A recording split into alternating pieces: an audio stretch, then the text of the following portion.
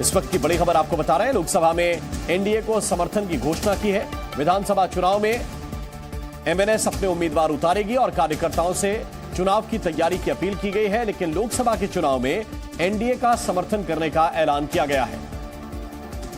Stage से करीब 45 minute के अपने भाषण में राज ठाकरे ने आज कई मुद्दों को छुआ। खासतौर पे उन्होंने आज जो बात रखी वो ये कि अमित शाह से उनकी मुलाकात हुई थी, जिसको लेकर बड़ी चर्चा थी कि क्या वो एनडीए के साथ जाएंगे या नहीं, जिसका उन्होंने आज साफ तौर पे कह दिया कि वो एनडीए गठबंधन को नरेंद्र मोदी के लिए, उन्होंने एक शब्द का इस्तेमाल किया कि नरेंद्र मोदी के लिए वो एनडीए गठबंधन का समर्थन करते हैं, यानी नरेंद्र मोदी प्रधानमंत्री बने इसलिए उनका समर्थन है। वहीं विधानसभा चुनाव की तैयारी के लिए भी उन्होंने ऐलान कर दिया। साथ में उन्होंने भी कहा कि उन्हें विधान परिषद, राज्यसभा या फिर कोई दूसरी सीट को लेकर बातचीत जो है नहीं करनी है। एक बात उन्होंने और भी कही कि महाराष्ट्र नवनिर्माण सेना का जो चुनाव चिन्ह है इंजन, इस पर ही वो चुनाव लड़ेंगे। यानी कि जो एक आशंका थी कि क्या राज ठाकरे बीजेपी के सिंबल पर उनके कुछ उम्मीदवारों को चुनावी मैदान में उतार सकते हैं, तो अब उन्होंने इस बात को सिरे से खारिज कर दिया। लेकिन इससे एक बात तो साफ हो गई कि इस पर भी बातचीत हुई थी कि राज ठाकरे के उम्मीदवार होंगे, लेकिन वो उम्मीदवार बीजेपी के चुनाव चिन्ह पर लड़ेंगे, जिसको लेकर बात नहीं बनी। लेकिन आज समर्थन कर दिया गया है आगामी विधानसभा चुनाव को ध्यान में रखते हुए।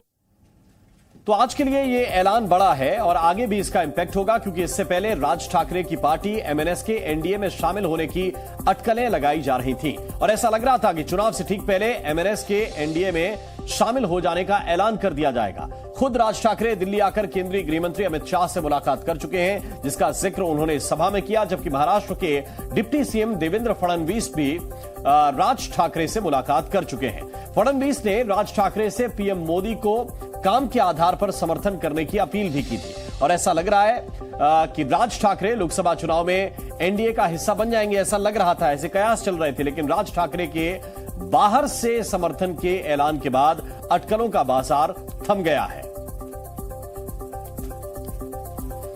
तो राज ठाकरे ने मुंबई के शिवाजी पार्क में अपने कार्यकर्ताओं को संबोधित करते हुए एनडीए को बाहर से बिना शर्त समर्थन देने का ऐलान कर दिया। अब जानिए कि अमित शाह से मुलाकात पर राज ठाकरे ने क्या कहा है। उन्होंने कहा कि मुझे कई दिनों से महाराष्ट्र के सीएम एकनाथ शिंदे और देवेंद्र फडणवीस ये बोल रहे थे कि हमें साथ आ जाना चाहिए, लेकिन कैसे आना है यह समझ नहीं आ रहा था। इसलिए मैंने अमित शाह से मिलने के लिए समय मांगा। 2014 में मैं महाराष्ट्र का पहला नेता हूं जिसने कहा था कि नरेंद्र मोदी को प्रधानमंत्री बनना चाहिए।